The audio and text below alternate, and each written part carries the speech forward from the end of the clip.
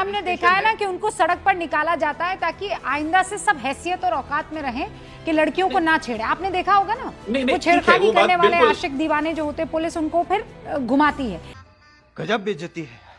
आशिक दीवाने नहीं है ये, आशिक तो रसूल के अपने आप को कहलाते हैं, लेकिन उसी रसूल सल्लल्लाहु अलैहि क्या बोला तूने? नहीं, पहले क्या बोला? चल, पर जिस तरीके से दिखाया जा रहा है, माफी मंगवाया जा रहा है, हाथ जोड़वाया जा रहा है, फिर उसके पर अगर माफी आपने मंगवा ली तो फिर जेल में भेजने की क्या जरूरत है? माफी मंगवा लिया तो छोड़ देना चाहिए। नहीं पर चलिए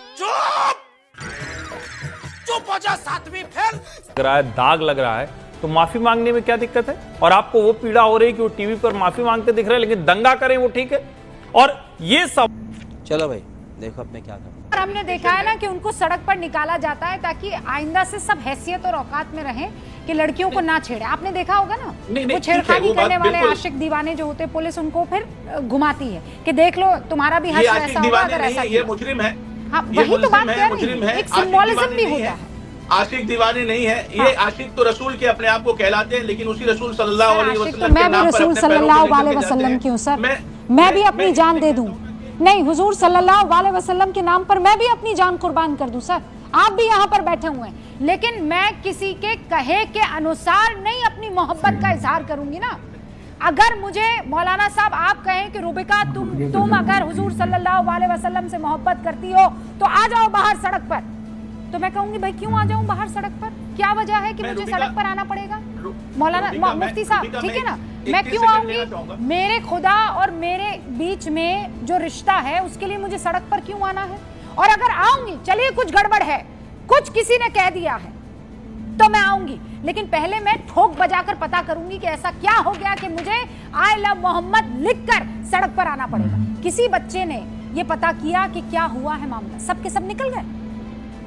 रुबिका यही कहता हूँ एजुकेशन की जरूरत है। मैं आपको बहुत सालों से जानता हूँ, आप ऐसा नहीं करेंगी, मैं ऐसा नहीं करूंगा, और हमारे जो नौजवान बच्चे जो पढ़े लिखे हैं बिल्कुल ऐसा नहीं करेंगे। जिन्होंने ये समझ होनी चाहिए कि अल्लाह रसूल के नाम का इस्तेमाल सियासत में जो लोग इस्तेमाल करते हैं, आप इस्तेमाल हो जाते हैं, इस बात को समझने की जरूरत है। लेकिन इस तरीके का जो काम हो रहा है, जो टीवी चैनल पर जिस तरीके से दिखाया जा रहा है, माफी मंगवाया जा रहा है, हाथ जोड़वाया जा रहा है, फिर उसके पर अगर माफी आपने मंगवा ली तो फिर जेल में भेजने की क्या जरूरत है? माफी मंगवा लिया तो छोड़ देना चाहिए। नहीं पर माफी मंगवाना नहीं चाहिए था, इस तरीके से जेल में डालना चाहिए। हर्षवर्धन जी जल्दी अपनी बात कहिए और उसके बाद बिलाल खान भी हमारे साथ। मुफ्ती मंजूर जी जो बात कह रहे थे खुद को कॉन्ट्राडिक्ट कर रहे हैं। कोई अगर इस तरह का गंदा काम कर रहा है कि उसकी वजह से किसी समाज, किसी कम्युनिटी के ऊपर धब्बा लग रहा है, दाग लग रहा है, तो माफी मांगने में क्या दिक्कत है? और आपको वो पीड़ा हो रही है कि वो टीवी पर माफी मांगते दिख रहे हैं, लेकिन दंगा करें वो ठीक है। और ये सवाल बार बार पूछा जाता है। आपने भी कहा कि एजुकेशन की जरूरत है, लोगों को एक तरह से कहे कि उनकी समझाइश ठीक होनी चाहिए, लेकिन हर बार नमाज होगी, नमाज के बाद ही होगा। आपको नहीं लगता? और आप तो मुफ्ती हैं, मैं तो बार बार ये सवाल करता हूं, सारे मुफ्ती मौलाना जो भी लोग इनसे जुड़े हुए लोग हैं, क्या आप लोग इस बात को समाप्त नहीं कर सकते कि ऐसे किसी भी समय पर जब आप कह रहे हैं कि आप इबादत करने जा रहे हैं और उसके बाद निकलकर आपके हाथ में पत्थर आ जाते हैं? ये तो बड़ा खतरनाक है ना।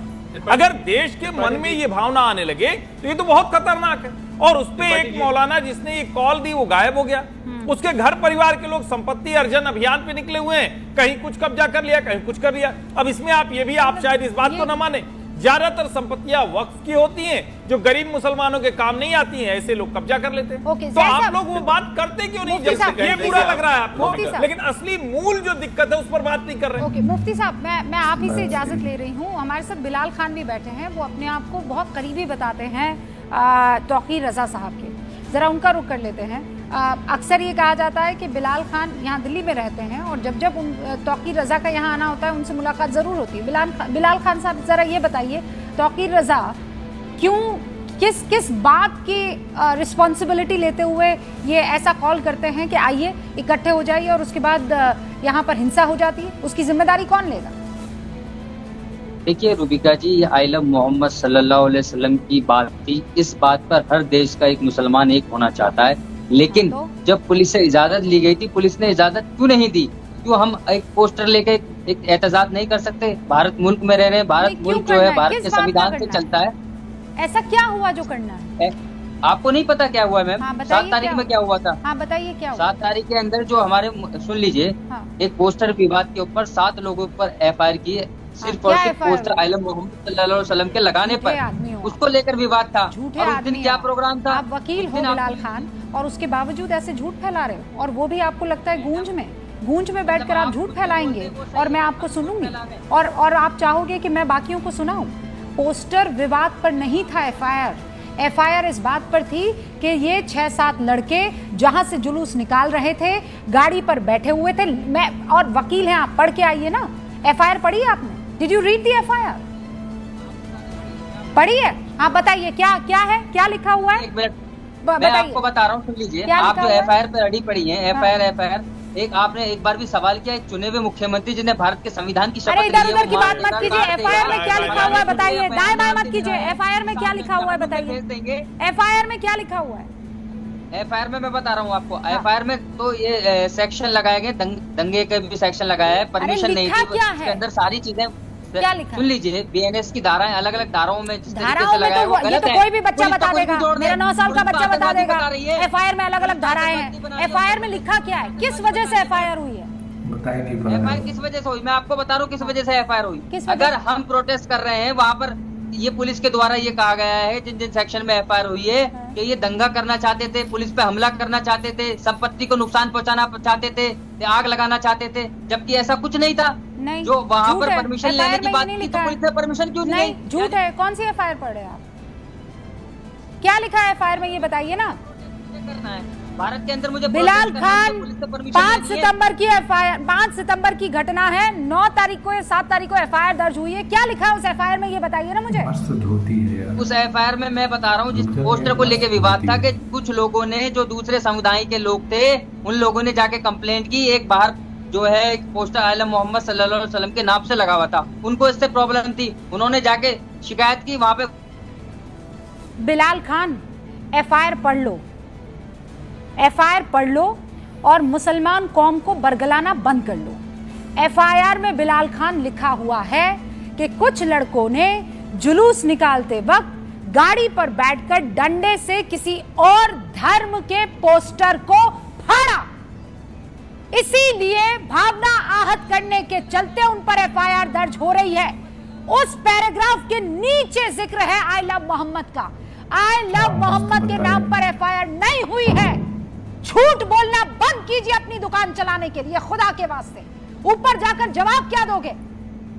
वो जो हूरे मिलने का ख्वाब है ना, वो यहीं टूट जाएगा झूठ के चक्कर में।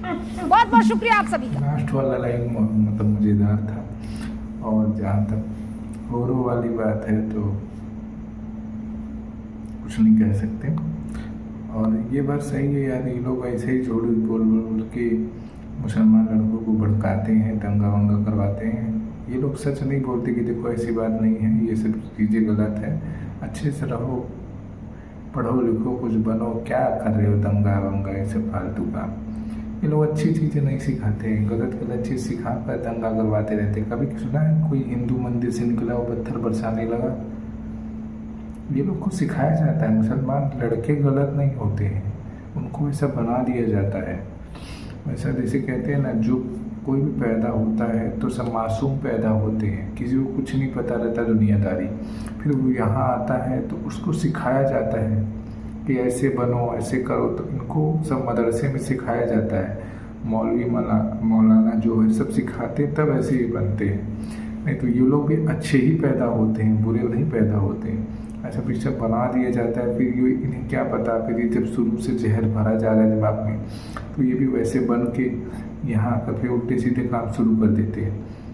अब हम लोगों को ये सब नहीं सिखाया जाता हिंदुओं में, तो हम देखो नॉर्मल रहते हैं, हमको ऐसे फालतू काम नहीं करते हैं। तो और जो हिंदू करते हैं उन्हें बनाया जाता है, मैं साफ बोल रहा हूँ, जो अगर ऐसा करते हैं उन्हें बनाया जाता है, और जो नहीं करते वो नॉर्मल रहते हैं, वो खाते पीते कमाते धमाते एकदम मस्त रहते हैं, उनको कोई ये सब से लेना देना नहीं है। सब करेंगे पर दंगा वंगा से कोई लेना देना नहीं है, और जो दंगा वंगा करते हैं उन्हें वैसा बनाया जाता है, वैसा कराया जाता है। चाहे हिंदू हो, मुसलमान हो, सिख हो, ईसाई हो, मैं सबकी बात कर रहा हूँ। अगर कोई दंगा करता है, कुछ गलत काम करता है, तो ऐसा वो बनाया जाता है उसे। वो बचपन से कोई नहीं होता है, बचपन से सब मासूम ही पैदा होते हैं, कोई हरामी पैदा नहीं होता, सब मासूम पैदा होते हैं जिन्हें कुछ नहीं पता रहता दुनियादारी। आई होप आपको ये वीडियो कैसी लगी, हमें कमेंट करके जरूर बताइएगा। आई होप मेरी बात आप अच्छे से समझ गए। वीडियो पसंद आए तो वीडियो को लाइक करें, चैनल पर प्लीज़ सब्सक्राइब कर दो। मेरे वीडियो को सब्सक्राइब करके और लोगों के साथ शेयर भी करें। मैं ज़्यादातर कोशिश करता हूँ अच्छी वीडियो हो मेरी, मैं हेट नहीं फैलाता, मैं अच्छी वीडियो ही बनाता हूँ सभी धर्मों के लिए। वीडियो को पूरा देखने के लिए दोस्तों आप सभी का धन्यवाद।